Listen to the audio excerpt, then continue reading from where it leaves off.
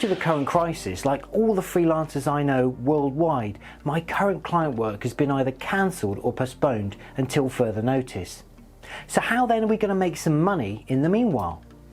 For starters, there's always stock footage. On days like today, when the sun is shining and the sky is blue, the weather is calling you to take out your camera and shoot some stock footage. Go on a walk or in your back garden, it doesn't really matter. Even if the weather's rubbish and you're stuck indoors on your own or with other family members, there's a money-making setup just waiting to be filmed.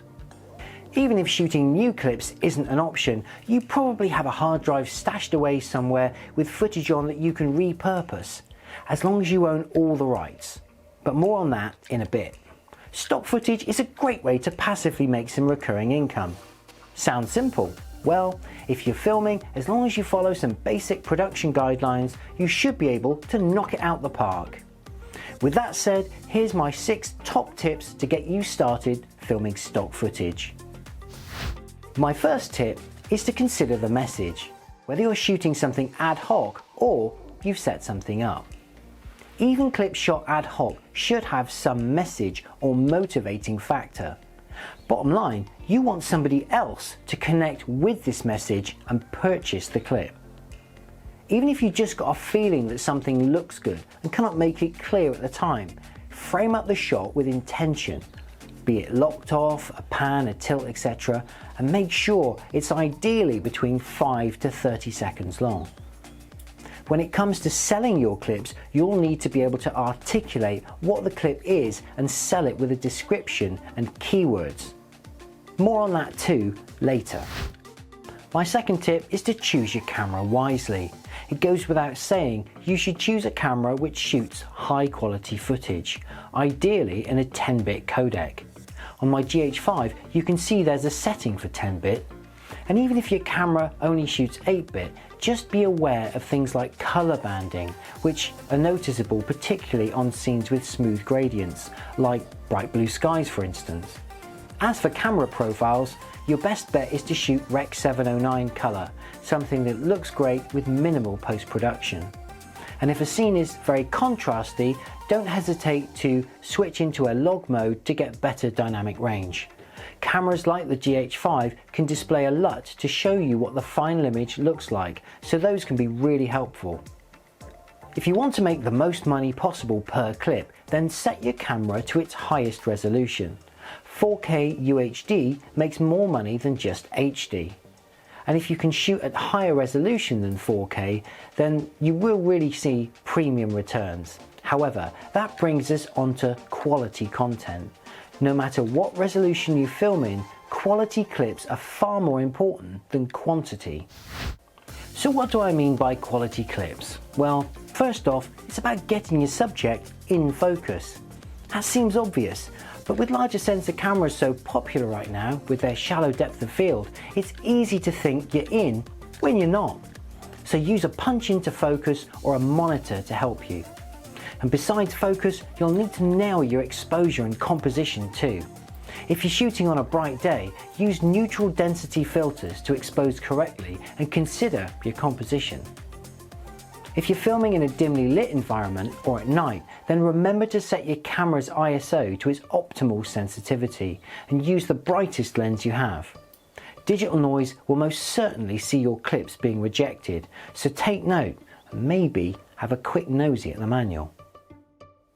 If there is movement within a frame, people, cars, animals, etc., you'll achieve a very different effect by locking off the camera as opposed to panning with your object to focus.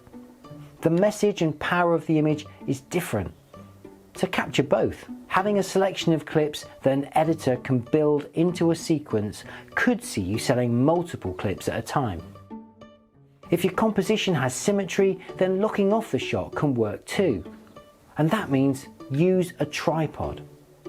Some cameras like the Lumix GH5 or S1 series have excellent in-body stabilization, making handheld footage quite usable if shot with care. If you're following a moving subject, then you may be better served using a handheld gimbal, which for me is a Zion Crane 2. The most important takeaway is to keep it smooth. Footage which is noticeably handheld and jittery will get rejected. So if you have a wobble, don't worry about it, just take a breath and give it another go. Remember, you only need 5 to 30 seconds worth of quality footage. Now if you foresee your footage being used for editorial purposes such as news or in corporate presentations, it's worth considering leaving some space to one side, top or bottom of your frame for infographics. My next tips are about releases.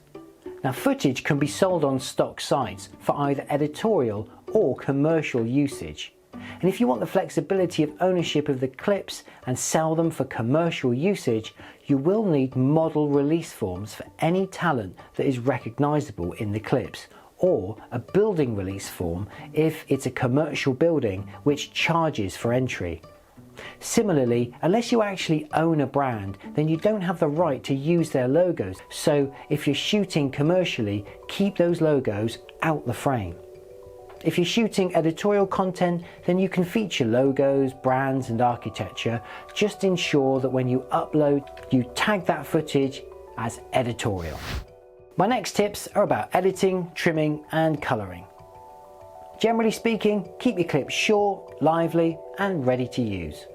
So once you've shot your footage and you're in your editor of choice, which for me is Final Cut Pro 10, you will need to prepare your clips.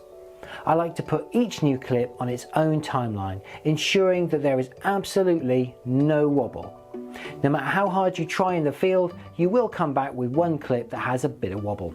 If it has, apply some stabilization, and as long as the result doesn't display any skewing or weirdness, you're ready to move on to the next step, which is coloring. Pop up your scopes and check that your image is perfectly exposed. If it isn't, just adjust it a little bit. If a clip has been filmed using slow motion, then just ensure that that effect is activated. Some brands like Sony record their slow motion clips so that they play back at normal speed, in which case you'll have to make those speed changes on the timeline, as opposed to something like Lumix cameras which record slow motion and output as a slow motion clip. The last stage prior to export is to check the delivery specification that your stock footage partner requires, although as a rule of thumb, ProRes 422 is a safe bet. And finally, just turn off your audio and then you're ready to export your final clip. The final stage to the stock footage production process is curation. So welcome to my Blackbox account where I'll take you through the process with this clip of a spider. First off, we can add a description. So click on description. I've already written one out, so I just copy that, paste it in. Under keywords or metadata, there's a good selection of keywords that hopefully will draw people in to this particular clip. So click a category, nature. I am happy with that, so I will just click submit. Anyway, that's it, on with the video. Stock footage sites such as Pond5 have a built-in uploader for your clips where you can just drag and drop your content directly off of your desktop. For the most part though, I use Blackbox, and uploading content with them is a very straightforward affair using the FileZilla app. I just connect using my login, drag and drop the clips, I wait a few minutes and then check in on the Blackbox site to add a description and metadata. Easy. So what are the benefits of using Blackbox as opposed to Pond5? Well, Blackbox uploads your content to the 4 major stock sites, including Pond5. Now, whilst Blackbox take a small commission on sales, I find the process for getting your clips online is a lot easier with them than, say, with Pond5. The benefit of uploading directly to Pond5 is that you can determine the price of your clips as well as upload other content such as music, photos and After Effects templates. As for getting paid, both Pond5 and Blackbox have excellent automated services, although with Pond5 you'll need to accrue at least $50 before they pay you out, and both do so the following month after you've made a sale. Now, even if you cannot get out of the house, you don't shoot footage, or all of your hard drives have client work on that you cannot upload, there is still an opportunity for you at Blackbox as a curator of other people's footage. Once you've joined, you can check out all the opportunities, which are mostly between 20 to 40% of the final sale price of each clip.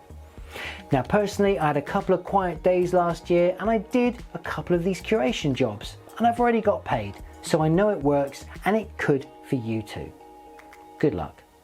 Creating stock footage and getting paid this way is by no means a quick fix. It should be considered as part of your long-term game plan, as part of your career, as a way to hone your skills as a camera person or editor, to make better content and to open up new and long-lasting revenue streams. Well, that's it for today. If you found this video helpful, then please do like it and subscribe to the channel. I'm Adam Loretz for the Filmmakers Workshop saying, be safe and bye for now.